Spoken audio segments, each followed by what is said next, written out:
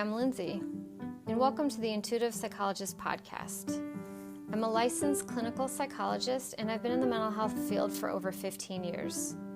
During my spiritual awakening, I've realized that psychology is really missing the mark. I believe that traditional therapy combined with spirituality can actually lead to long-term healing and growth.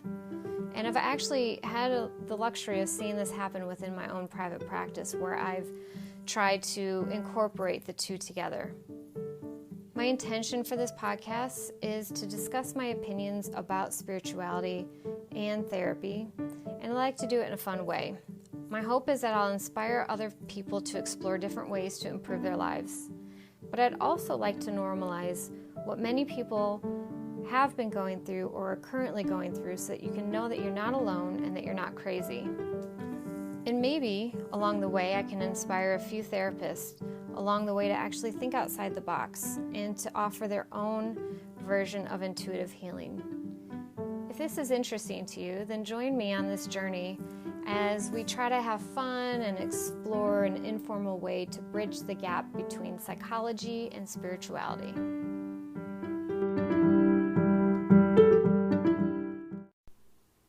Have you heard about Anchor? It's the easiest way to make a podcast, and it's the way I'm making my podcast right now. And it's free. They have creation tools that allow you to record and edit your podcast right from your phone or your computer. And Anchor is going to distribute your podcast to all the major important places you would ever want, like Spotify and Apple and so many more places. And you can make money from your podcast with no minimum listenership. It's everything that you need to make a podcast all in one place. I love it. It's so simple. So download the free Anchor app or go to anchor.fm to get started. All right, welcome back. All right, I got my pups with me this time, so hopefully they are well behaved and quiet and don't bark. But, oh no, my puppy scratched her ear. Oh boy. Anyway, back to you guys. So back to intuition. I figure next let's talk what is intuition and how do you tap into it? And when it comes to what intuition is, I'm torn between whether or not it's your higher self or your spiritual team talking to you, but maybe it's both, or maybe it's just spirit in some essence talking to you, or guiding you or nudging you. But we all have it. We all have access to it. And we all can strengthen our intuition, because I feel like you can ignore it enough that you feel like you don't know what the hell intuition is. But I truly believe that we're all given the ability to be connected in with our higher selves or our spirit team. And even if you're atheist or agnostic or Christian or Buddhist or Hindu or Muslim or anything, it doesn't matter, because at the end of the day, we are spiritual beings, and our intuition is like a born right to be a human. Now, I do believe some people, it comes easier to them than others, but I do genuinely believe that everyone has the capability to be intuitive. I also truly believe that everybody has had moments of intuition, whether that's what they call it or not. That can be debatable. But simply put, I think we can just say that intuition is a nudge or a guidance from outside of our current state of reality, of our current conscious being. So, sort of as I was describing in that explanation of me on my jog going and finding the woods, it was not a loud voice. It may not have even been a voice in my head that was saying, go left. Or no, I'm sorry, go right. Left is my normal path. They were saying go right. It's so gentle and it's so subtle that it can be so easily ignored or not heard, flying under the radar. However, there are moments in our lives where I think things are so intense and dramatic that the guidance system, it can be kind of loud. But the only times that I'm aware of that happens is if like your life is in jeopardy. So like for some people, maybe like say a woman, she is walking down a street, and it's a street she walks down all the time. And for some reason, this one time that she's walking, somebody, like she gets this like strong urge or fear that comes over her or something, and she decides to go a different route than she normally would. And there may not be anything to confirm that was truly some intuition or internal guidance or anything like that, but it's just very different for her. And she's like, that's weird. And maybe there is. Maybe she looks behind her and there's a person behind her that looks like they've got a bad intention. And so from my understanding of how spirit works is that we are allowed 100% free will in our life. And there's only the rare occasion where they will step in to push us firmly versus guide us gently. And so it sometimes could be like a potential car accident, right? Where you're driving along and something happens where, you inadvertently completely avoid an accident where normally that would have resulted in an accident. I'm struggling to pull up an exact accident example, but that is also another one where like you could have caused an accident, or there was something in the middle of the road and you weren't looking, and then all of a sudden you look just in time and you are able to swerve out of the road and completely, like, you're safe. You don't swerve, you don't do anything that like causes you to crash into another car, like everything's okay. And it's just sometimes those like weird freak occurrences where you're like, something about that seemed weird, right? And I think that's especially true when you're not as tapped in, that those are the only ways that it seems to show up for you, because the subtle nudges and things kind of go under the radar. So I think intuition comes to people in all different fashions, and this kind of taps into our clairs, our clairaudience, clairvoyance, clairsentient, I don't know the other clairs, but pretty much clair is the way that you receive information, and then the second word is the form that it comes in. So if it's clairaudient, it's the way that you like hear voices talking to you.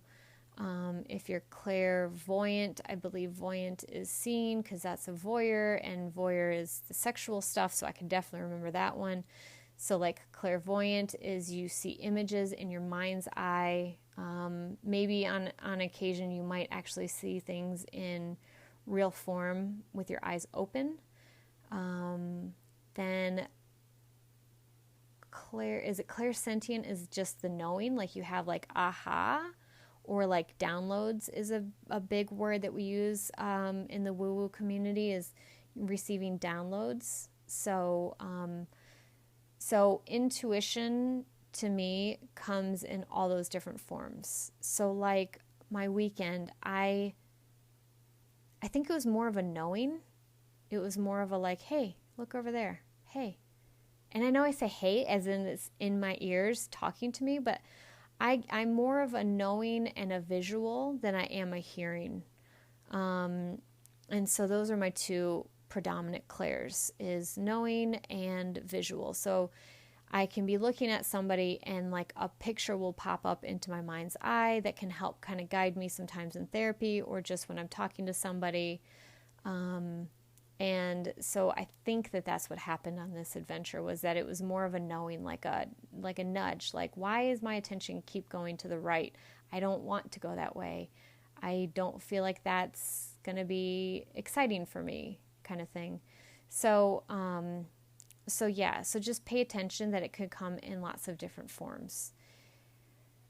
Another way you might pick up on your intuition is through physiological responses. So you might feel like hair standing on the back of your neck. You might feel hairs on your arms sort of prickly up. What the fuck is that? Hair on your arm, like stand up on its end. My God. You would think that I never went to grad school and didn't do like 12 plus years of formal education outside of high school, but I did, and I can also be very dumb at times too. So those two are happening at once. So anyway, so you may actually get like a body sensation that is you tapping into your intuition. So let's get into a little bit of how to sort of tap in to like get more connected with it. And one thing that I would say is take an inventory of your life. Have there ever been moments where you had one of these weird experiences that you can't quite explain into like normal like words, where other people would be like, yeah, no, that makes sense why, you would think about your friend that you haven't spoken to in years. You think of them randomly, and then all of a sudden, a few hours later, they end up calling you. Like, whoa, right? Has there been an occurrence where you did have a creepy moment, sort of, where you were guided by something that you were like, well, that wasn't me. That didn't feel like me. That felt like something outside of myself. Like, review that. Look at that. And how did that information come into you? And look at the clairs. Was it one of the clairs? Was it a physical sensation? Was it your heart felt light and full of joy? Was it the hairs on your arms standing up? Was it that cool tingly sensation over your body? Was it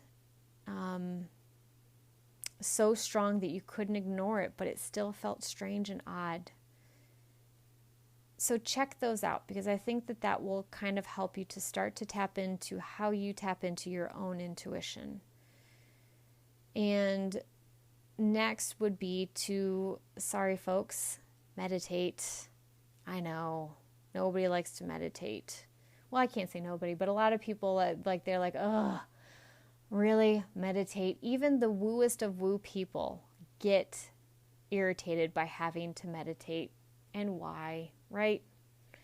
So if meditation is not your thing at this point, that's fine. Start very small. YouTube a 5-minute guided meditation, especially if you have a busy mind.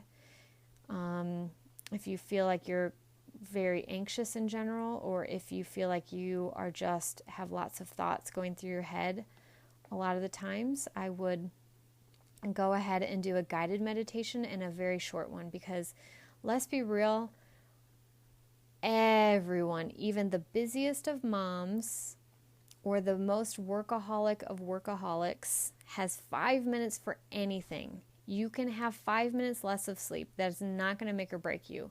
You can, I used to tell myself when I would feel like I had no time in the day, because literally, like I said, I would wake up between 4 and 4:30, have my coffee, get ready for work, drive to work. You can't meditate while driving.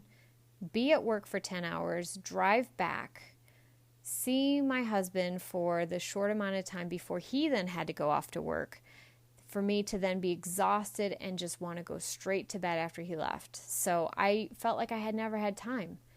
But when I was like, my mental health is suffering and something has to give, and the only thing I can change right now is myself, I tried to get up a little bit earlier in the morning or spend 5 less minutes putting my face on. And when it came down to it, I would say to myself, if I am late to work because I did 5 minutes of meditation, so this means I would be 5 minutes late to work. If I'm 5 minutes late to work, this is a really good reason to be late to work, is because I took 5 minutes for myself to do a meditation, or what I was trying to do was do yoga in the morning to kind of get my blood going, to feel connected, because I wasn't quite ready to meditate yet. And so that's what I did. And it's just a reality. We can do anything for 5 minutes. So take 5 minutes and begin to meditate. And like I said, start with guided, because it's really difficult to sit there for 5 minutes with the intent of having a blank mind, because it's not how you have to meditate. That's only one of many ways to meditate. So if you do a guided meditation, it brings you into the state of vibration, mental clarity, all of that. It begins to get you into that state, so that as you get into it more and more, it's easier and easier to get there. And you can then maybe increase the 5 minutes over time to say 7, and then 10 minutes, and then 10 minutes could be 15 minutes over time, but you don't have to worry about that right now. You just have to start with 5 minutes. So do the 5 minutes, do the guided meditation, and just know that that's it. You don't have to sit there with a blank mind and have your spirit team start to talk to you. That doesn't have to happen. In fact, most of the time they don't talk to me in meditations per se. They're just talking to me throughout the day. And so it's having the mental clarity to be able to listen and hear and to know it. To know and to have that relationship with your team or with your higher self, so that, it's like any other relationship, you have to put some effort into it, and you have to be consistent and keep showing up for them. And they're always there for you, even if you show up or not. But to develop that relationship and to understand when they're talking to you or not is very helpful. So with intuition, some really cool magical stuff can happen. And what's really awesome about right now, despite all the fucked up shit that's happening, and I don't know if it's because of COVID, that all the bullshit has sort of had to slow us down and have to connect us back into ourselves, that this is what's causing the veil to be thinner between the two worlds, or if the veil is thinner between both worlds and this happens to be going on at the same time. But our ability to tap into our intuition, to tap into our spirit team, to be more connected spiritually is greater now than it has ever been in a very long time, if not for many lifetimes. Capitalize on this moment, because who knows when we'll go back to some semblance of normalcy. Who knows what that will look like. What if you get back into a busy life and now you don't have the time to start this habit and to realize how beautiful this can be, to be truly tapped into your team and into yourself, and to find out all these great tools that you really have at your disposal all the time, that you don't have to pay any money to do and to be connected into. And so as you're doing this, and you hopefully are beginning to awaken more spiritually, and the veil is thin, and you can tap into this cool shit, and it can kind of feel like magic, and this really gets some excitement underneath your belt, really fun things can happen. For instance, when I'm talking to certain clients that I think are more spiritually open and ready to receive, and especially when I'm talking to my group of woo-woo friends, this can come very easy to me. So it must be that it's a two-way street. Not always, because I definitely have fucking channeled some messages with some very non-woo people. This one lady, I was like, kept wanting to say over and over and over to her, you're an angel, you're an angel. And I had to be like, no, shh, she doesn't want to hear this. This makes her feel uncomfortable. Just stop. And it was like, anyway. But I definitely notice that when myself and the person I'm talking to are very open, that my ability to tap in deep and get the messages that I'm like, that doesn't feel like my kind of language. It's not exactly how I would say things, or like that feeling comes over me where it feels like really beautiful energy enters into my entire space, and really fun stuff can come out of my mouth. It is not me. There's nothing fancy about me. It's just trying to be the open, clear channel to allow the messages to come through. But it has been so healing. So for anyone in the healing modality, whether you're in the medical field, if you're a doctor, a nurse, a death doula, a birth doula, if you are a first responder, maybe you're an EMT, firefighter, a police officer, maybe you are in the healing field and you do Reiki or massage. Like, there's so many different ways that we can use our intuition, that you don't just have to be a therapist, but that if you tap into this beautiful gift of intuition and connecting this beautiful spiritual relationship with your team and with yourself, and your higher self, I don't know if I've explained this before, but in case that term is new, it pretty much just means the pure essence of you as a spirit that's still in spirit form in the spiritual dimension, that has this beautiful cord connected between your physical body here on earth and your spiritual essence in the realm. So you can be linked in very deeply to your higher self, and you can completely numb it out with substances and avoidance and numbing techniques through people or behaviors, drinking, drugs, medication, all that stuff. So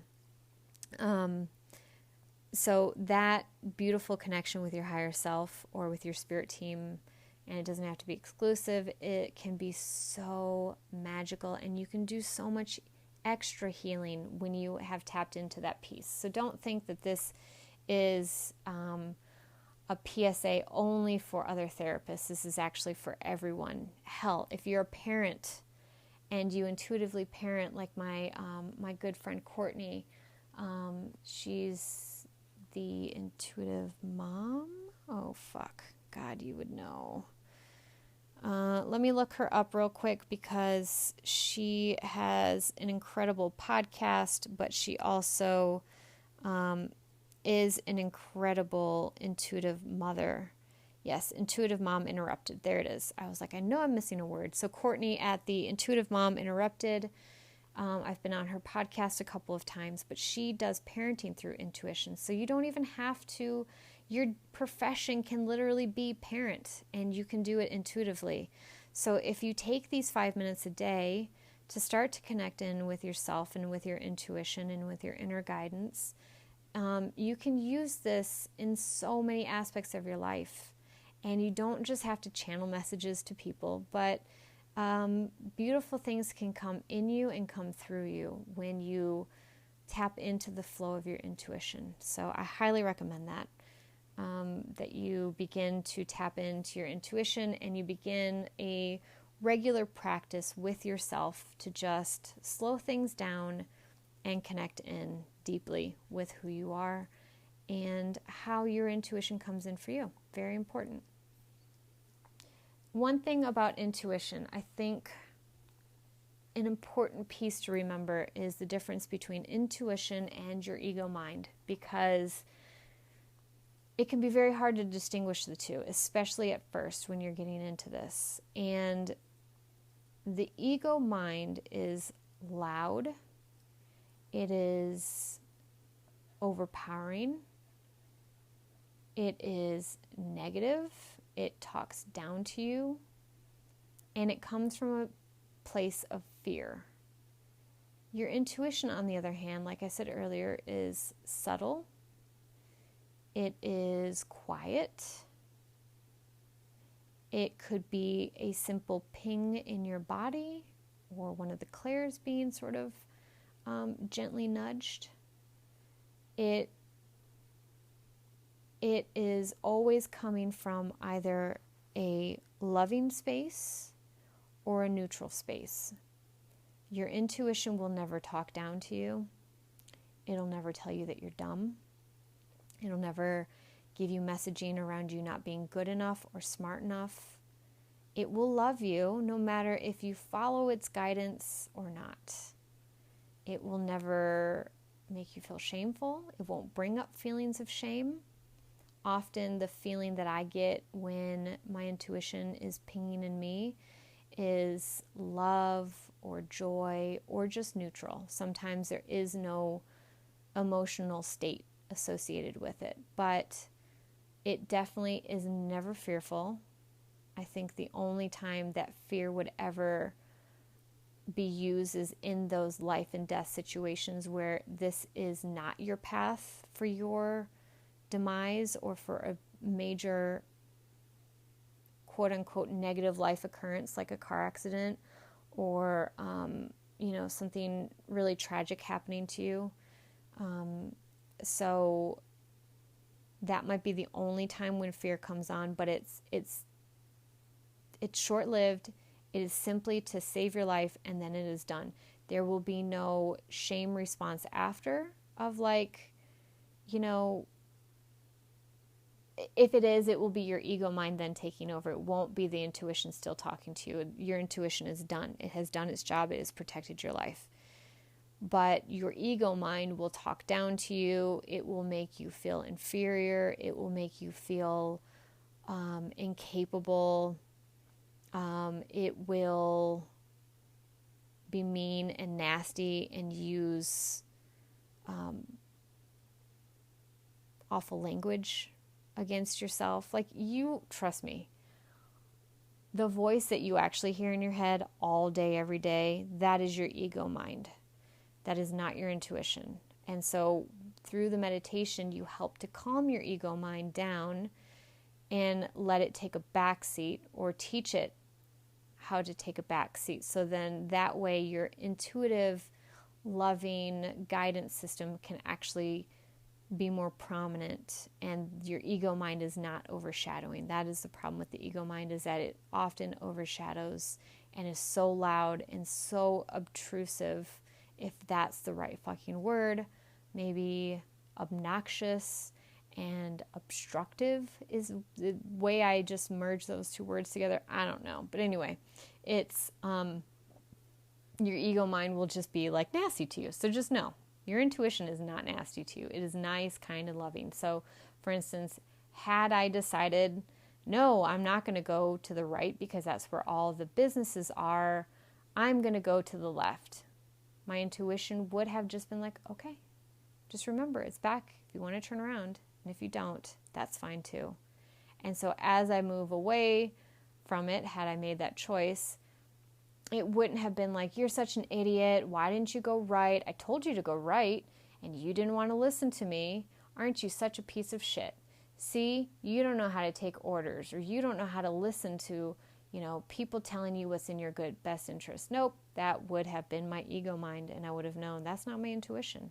My intuition would just be like, yep, still back there. Yeah, if you don't want to turn around, okay, cool. Maybe next time. It's fine. It's fine. That's my intuition. So that's how I figure that stuff out. That is my intuition, and when you tap in and you quiet your mind more and you allow your intuition to come through more and you give it more love and affection in your attention, the more you will know what it sounds like or what it feels like or how it is, and it's a really beautiful space to be in. So, with that being said, I think at least for today, that is all that I want to say about intuition. And I think that's a great place to stop. So, I really appreciate you all listening and tuning in. And I guess I will continue to follow my intuition about what the topic should be. I hope that this resonates with you all, that intuition was a good topic. And yeah, I just really appreciate you listening. And I just want to remind you all that not only is the light within you, but you are made of light. And the more you tap into your light, the more you will resonate the light to everyone else. And let me tell you that when you tap into your light, it is a beautiful, harmonious place to be. So may you all tap into your light this week and tap into your intuition. Until next time, take care. So, anyone paying attention to the time bar will notice that when I said goodbye last time, that is clearly not true, because here I am back again. Because as I was cleaning up and ending my session, I realized that I forgot to tell you about some divination stuff and ways in which you can actually either confirm your intuition or get more in touch with your intuition. So here I am back again. Sorry, this will be quick, so don't worry. This will not be a super duper duper duper duper long episode like some of my other ones. But all right, I mentioned at the top of this episode about using oracle cards to help me know how to go on the right path for this episode. And I had mentioned that while preparing to talk about depression and suicidal thoughts, that my intuition was guiding me away from that. I had no motivation. I was trying to do an outline of how I wanted it to flow, and I got my first subject to talk about, and then I scratched it out, and I tried to write the first subject again and scratched it out, and I was like, ugh, I just felt that I don't want to do this. This just doesn't feel resonant to me. And then it was sort of well, then just do intuition. And I was like, yeah, but does anyone really want to know about intuition? But I just went with it and just said, okay, gonna go journey, see what comes up. And if nothing comes up, I'll do intuition. And then needless to say, I went into journey, and the first thing out was, yeah, do intuition. Sounds great. And so I went with it. And so one thing you can do is you can set an intention when you meditate. I have a question that I want answered. I need guidance, or can you please confirm, is this my intuition, X, Y, and Z that I experienced? Is this not? Can you please help me have an answer to that? So you can go into a meditation with the intent of either strengthening your intuition, finding out how your intuition comes in, or to get confirmation about things that you've been experiencing that you're not 100% sure is your intuition or an intuitive hit. So that would be one way. I really like oracle decks. I haven't figured out tarot yet. I do have a tarot deck, the standard Rider-Waite tarot deck, and maybe one day I'll get to it. It just seems so intimidating. With an oracle deck, you can literally, shuffle your cards and pick a card, or a card pops out and go in, and you don't need to know the story. You can do the same thing with tarot. Don't mind me. Tarot, I think, is intimidating because I assume you need multiple cards out to tell a story, and then how do you have the guidance for how to create a story out of that? Now, I will say, I guess I'm giving all of my peeps some plugs today, because Karen Rontowski has a brand new tarot reading course online now that she is giving. I think it just premiered last weekend or two weekends ago. So I really want to guide you to Karen Rontowski, or her I don't know if it's her Instagram or just her podcast is Paranormal Karen, but she is wonderful at what she does. So for further tarot reading instructional, I would recommend going to her. But you can pick up simple oracle decks on Amazon or Etsy or your favorite witchy shops and go with your intuition. What a fun practice to go into the shop, set an intention to find the oracle deck or whatever divination tool that you would like, and see which one sort of calls to you, which one draws your eyes in continuously, and don't overthink it. Overthinking is not your friend when it comes to being intuitive and in tune with your inner guidance. So just don't overthink it. What visually draws you in? What is the deck that when you walk away you're still thinking about? Or what's the divination tool that you feel that way towards? What is, where did you get your hair standing up on end when you got near something and were you like, ooh, or it intrigues you, or you like the imagery around it, whatever. Don't overthink it. Just which one calls to you the most, and pick it up and work with it and learn how to play with your oracle deck, because that can be a wonderful way to start getting in tune with your intuition, with your spirit team, and with your higher self, because very quickly you can open that channel so that magical, incredible messages can come through it that you just are like, when you look at all the options in the cards and you're like, and that's the one I got, which exactly answered my question. It's freaky at times if you haven't already done that. So that's one. I'm reading a really good book right now. It's called The Witch. Anyway, it's called The Witch, and it's really about your female power. It isn't just for females, and it isn't just for witches, but it definitely talks about your inner power and goddess inside of you, and all these different ways to get in touch with your different divination tools like scrying and reading tea leaves. You can use a pendulum, and program your pendulum for yes and no. I think Rainbow Glitter Star is another good one where she's got a great podcast. I think she's coming out with a brand new one too, which will be very helpful. But her witch doctorate is a great sort of beginner course into some of these more spiritual divination type practices, witchy practices, all that good stuff. And so she might be a really good resource to get some more in-depth knowledge about this. What else do I use for my own intuition? I've been using crystals, and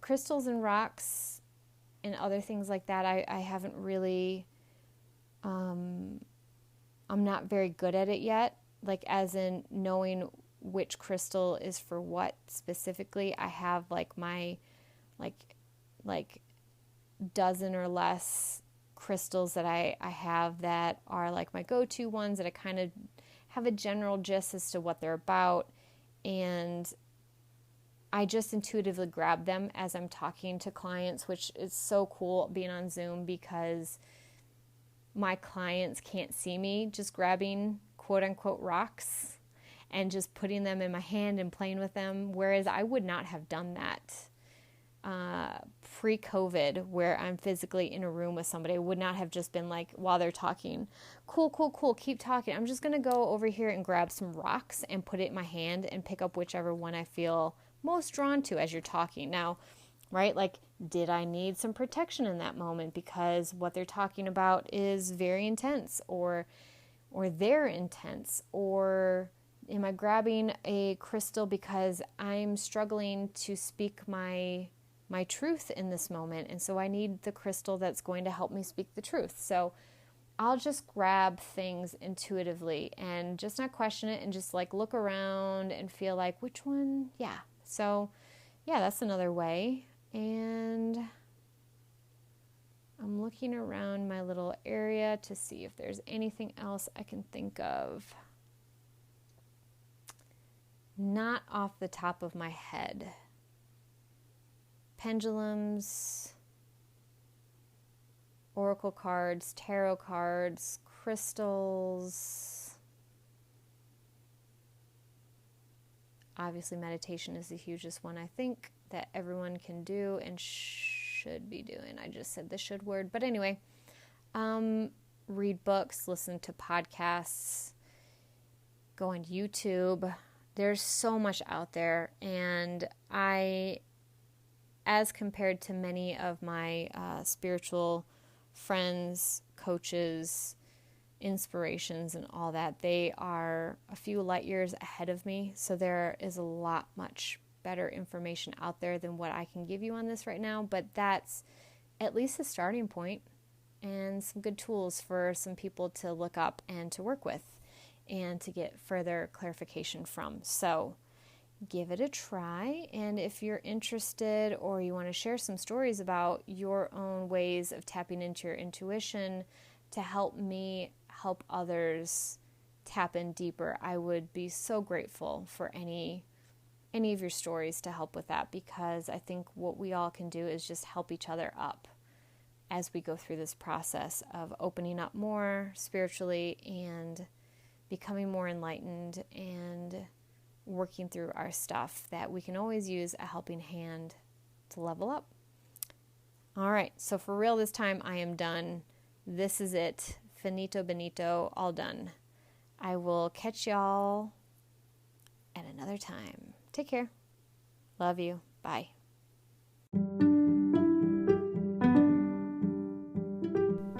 I just wanted to say thank you all so much for your love, support, and continuing to listen to my podcast. If you feel called, I would really appreciate you to subscribe to my podcast and rate it and write a review. When you do that, it helps to put my podcast so that more people can get access to it and know about the podcast. Feel free to share it with anyone that you think might benefit from some of these conversations that we're having. And please be sure to follow me. Primarily, I'm on Instagram at the_intuitive_psychologist_111. I know it's a mouthful. I had to set myself apart from all the other people that kind of had similar names, so I apologize for that. On my Instagram, I not only talk about a lot of the things that I talk about on the podcast, gives you some tips and advice for mental health issues. Every Wednesday, I'm doing a live meditation. The specific time will be to determined, but probably either late afternoon or early evening, Wednesdays Pacific time. And I'm also occasionally on TikTok at Intuitive Psych. You can also email me at intuitive.psych.111@gmail.com. Feel free to email me with any questions, comments, any stories that you'd like to share. And hopefully in the very near future, I will be able to start providing spiritual services because I'm going to manifest that.